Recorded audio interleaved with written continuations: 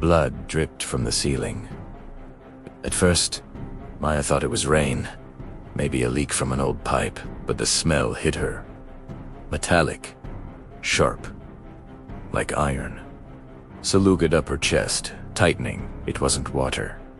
It was blood. Hot, thick streams of red rolled down the cracked ceiling beams, dripping, splattering across the faded rug. The drops hit the floor with soft, wet slaps that grew louder, faster. Hever until it sounded like something was bleeding out right above her. Her phone trembled in her hand. She wanted to run. She wanted to scream, but she just stood there frozen. Then the sound came.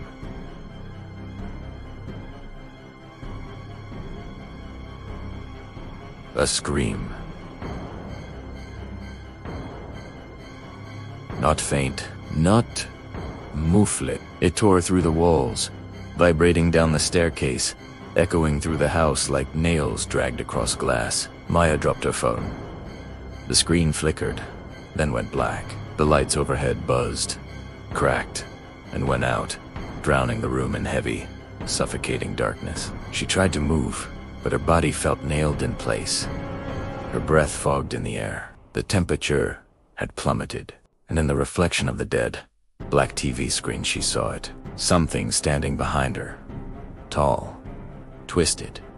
Its jaw sagged, like broken hinges, dripping with thick ropes of blood. From the hollow sockets, where its eyes should have been, worms spilled, writhing and curling as if searching for something to crawl into. Maya's chest heaved. She turned to run. But the house shifted. The wooden floor buckled and stretched beneath her feet. The boards softened, melted, changing under her shoes. She looked down and gagged. She wasn't standing on wood anymore. She was standing on a tongue, pink, slimy, pulsing with veins, twitching as if tasting her. The walls around her convulsed. The wallpaper tore as cracks spread across them. Veins ran through the plaster, pumping thick black liquid. The sound of a heartbeat echoed all around her, and then it whispered. A voice. No voices. Children crying. Women screaming, men groaning. Ancient, guttural chants, all layered together, all speaking in unison, pressing into her skull until her ears rang. We waited for you. And now, you can never leave. The walls ripped open. Dozens of pale hands burst out, skin gray and rotted.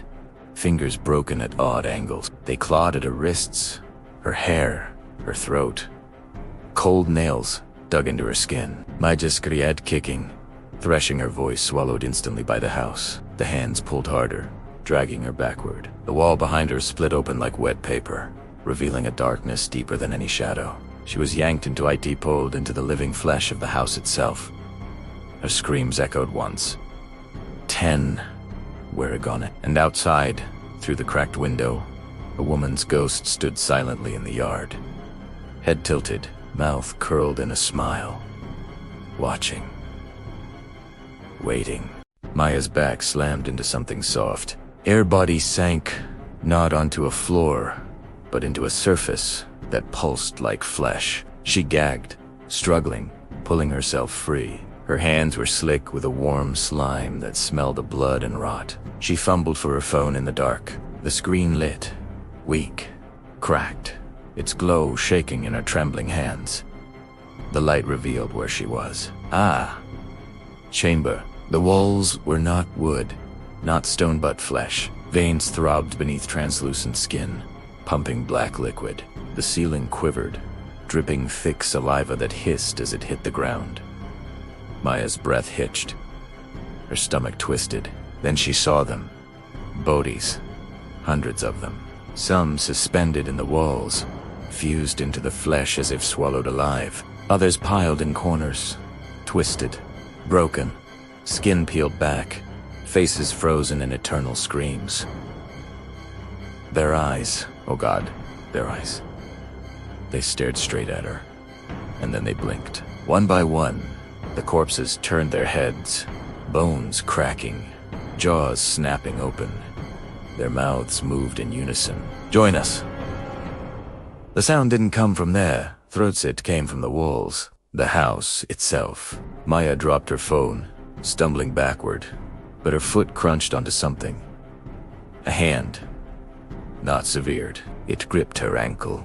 The corpse beneath it wheezed, pulling itself forward, ribs tearing through its chest with every movement. Others followed, crawling, dragging themselves across the fleshy floor, their nails tearing strips of skin from the ground. Dozens of bodies, all reaching for her. Maya screamed, bolting through the chamber. The walls twisted, shifting, closing off her path, steering her deeper into the house.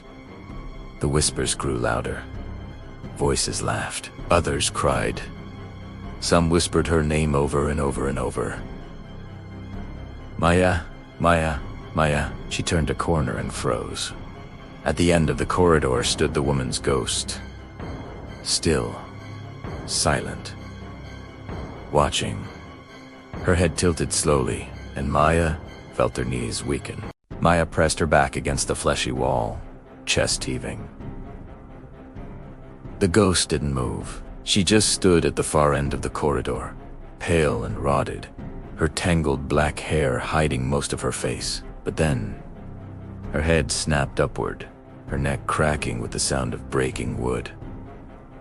Maya saw her eyes, hollow sockets, endless, dripping black blood like tears, and that smile, wide.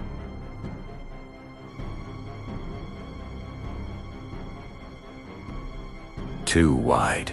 The ghost raised her hand, pointing at Maya.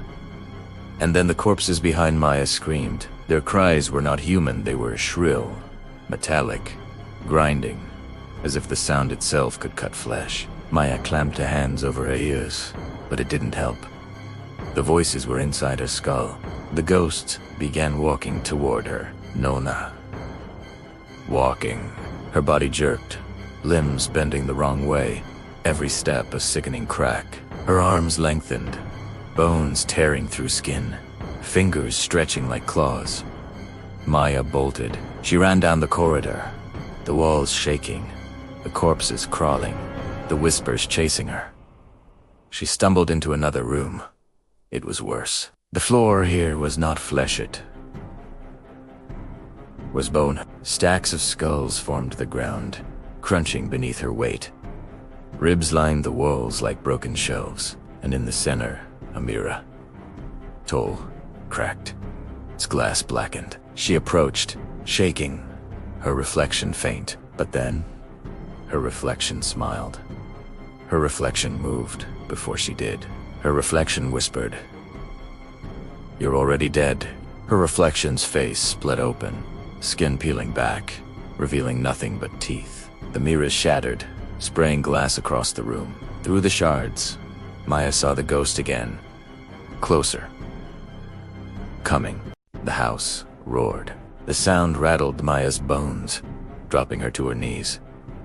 The walls convulsed, veins bursting, spraying black blood across the room. Hands erupted from the floor, skeletal, rotted, grabbing her arms, her legs, pulling her down. Maya traced screaming, but the more she struggled, the stronger they pulled. The ground split open beneath her, revealing a pit of writhing flesh. Thousands of faces stretched across it, screaming, crying, their mouths sewn open by veins, eyes rolled in terror, blinking in endless agony. The pit moved. It breathed, and from its depths came something else.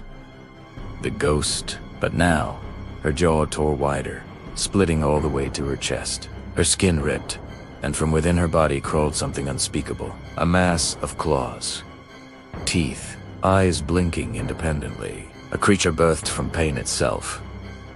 The corpses around the room began chanting, "Feast! Feast! Feast!" The creature lunged forward, tearing through the floor, dragging itself toward Maya. The hands holding her tightened, forcing her down. The ghost leaned close, her torn mouth whispering through a throat filled with worms. "You are ours now." The pit yawned wider.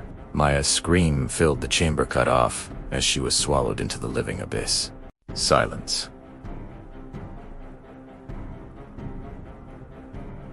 The chanting ended. The pit sealed itself, veins stitching the ground shut. The corpses froze, heads snapping back to stare at the ceiling. The house calmed. The heartbeat slowed. The whispers faded. The air was still. Outside, the yard was empty. The ghost was gone. The house stood quietly, as if nothing had ever happened. But from the attic faintly came a sound, a scream. Maya's scream. It echoed through the walls, down the staircase, rattling the broken windows. The house was awake again, waiting for the next visitor. And outside, by the fence, the ghost of the woman returned, had tilted, smiling, watching, forever waiting.